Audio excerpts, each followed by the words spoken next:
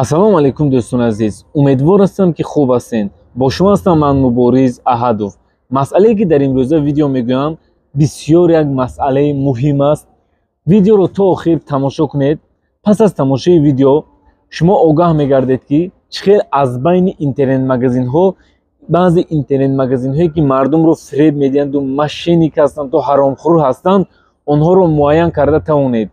Мутаассифона вақтҳои охир баъзе интернет-магазинҳое пайдо шуданд ки бисёр мардумро фиреб медиҳанд. Ба наздикӣ як муроҷиат буд ки дар бораи як интернет-магазин инро каме дида баромадам ки бисёр модарону хоҳарони мо дар ин интернет-магазин фиреб хӯрданд, пулҳои онҳоро гирифтааст. Мехоҳам ки дар имрӯза видео дар бораи ин пурра барои шумо фаҳмонам. Видеоро падилитса кунед ва то охир тамошо кунед. Пас аз як тавсияи кӯтоҳ ман барои шумо ҳамаашро нақл мекунам. дӯстони азиз, якчанд намуди борҳои навро қабул кардем, аз ҷумлаи Honor X8 ки бениҳоят телефони хуб аст, намуди базе протсессор, камераи хуб дорад, инчунин проекторҳо низ қабул кардем. Светро хомӯш мекунем, чӣ хеле мебинед, бениҳоят качествои хуб дорад. Боз телефонҳои XR дар корпуси 14 Pro ҳастанд ки ин телефонҳо ҳам бисёр телефонҳои хуб аст, нархашон 25 000 рубл. Телефон яъне XR дар корпуси 14 Pro. Намудашро чӣ хеле мебинед, бениҳоят базеб, 2 сим-карта дорад. Боз якчанд намуди борҳои дигар ҳам дорем. Инчунин наушникҳои AirPods овардем ки нархашон 1990 рубл. Боз модели телефонтонро мегӯед, як чихол стекло дар бояш падарка барои шумо равон карда мешавад. Хулоса кадом моделҳои телефон дар кор бошад, метавонед ки муроҷиат кунед.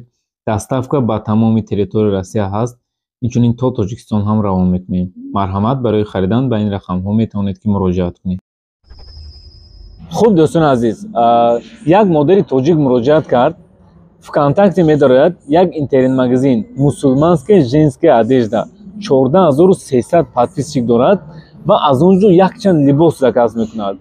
вақте либосро заказ мекунад, албатта ин интернет-магазинро мебинед, дар ҳақиқат диққати одамро ҷалб мекунад.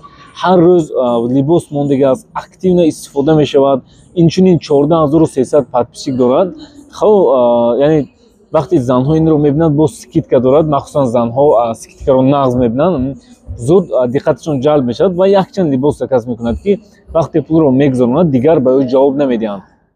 албатта вақте муроҷиат кард, ман пеш аз он ки як чизро дар интернет гузорам ё ин ки дар бораш гап занам, ман бояд худам санҷида бинам. ман ҳам даромадам, ҳафтаи гузашта як либос заказ кардам, пулашро гузарондам.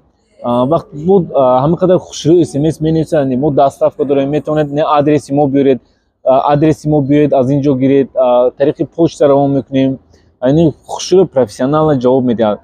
вале вақте ки шумо пулро мегузонед, дигар ба смс шумо ҳеҷ ки ҷавоб намедиҳад, яъне тамом ҳамикати боғои пул хайру хуш мекунед. вақте даромадам дар бораи ин отзивҳо хондам ва гуфти як зан, гӯё ки инро як зани тоҷик шодагидаст дар Санкт-Петербург ва ҳатто карташ дар номи як рус аст ки бисёр занҳо аз ин фиреб хӯрдига, ҳатто дар он ҷо отзивҳо нависед ки бисёрашон занҳои тоҷик ҳастанд, модарҳои тоҷик ҳастанд. хулоса ин интернет-магазин бисёр як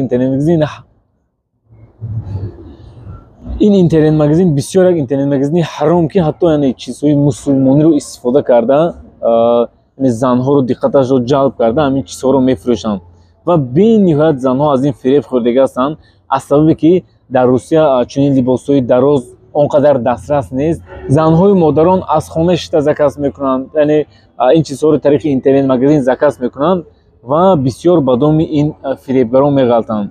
дӯстони азиз, ин видеоро падилитса кунед то ин ки дигарҳо бинанд, огаҳ шаванд. пеш аз он ки мо аз ягон интернет-магазин чӣ заказ мекунем, чиҳоро донистанамон зарур аст. якум, бо диққат гӯш кунед. шумо вақте ягон чизро дар ягон интернет-магазин дидед ва ба шумо маъқул шуд, аввал дароед ҳамонро нависед дар Яндекс, инчунин дар омаш ва отзив нависед ва фикри мардумро бинед ки мардум дар бораи чӣ нестаги, отзиви мардумро хонед. баъдан метавонед ки даромада заказ кунед. боз дар ин ҷо як чиз дигар ки якбора 2-3 чиз заказ накунед. аввал якто заказ кунед, биёяд гиред, гирифтед, чизаш дар ҳақиқат ҳамон чиз бошад, ҳамаш хуб бошад, баъдан метавонед 2 ё 3 то заказ кунед. ин чизро нағз дар хотир гиред. Албатта баъзе интернет магазинҳо ба монанди Wildberries, Ozon ин чизҳо ҳастанд ки хай инҳо дар ҳақиқат интернет магазинҳои боваринок ҳастанд, лекин вақте интернет магазинҳое ки группо дар Instagram, дар ВКонтакте, дар ин ҷоҳо мебинед, ҳатман бо диққат бошед, дар борашон отзив хонед. Вақте ин интернет магазин ман дар омадам, дар ин як минус буд ки комментария надошт. Ҳар як постое ки дорад комментариро хомӯш кардагӣ аст ва аз ҳамин ҳисоб ҳеҷ кас нависта наметавонад. Чунин ягон отзиви клиентам надорад.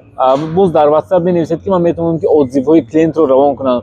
Вақте мегӯяд ки равон кун, дигар ба ҳамин саволи шумо аҳамият намедиҳад. Как будо ки надид, мегузараду дар дигар саволотон ҷавоб медиҳаду гузашта меравад. Дар ин группе ки 14300 подписчик дорад, мардум зиёд бовар мекунанд, лекин инҳо пул додага ҳастанд, бот, тариқи бот подписчик ҷамъ кардага ҳастанд.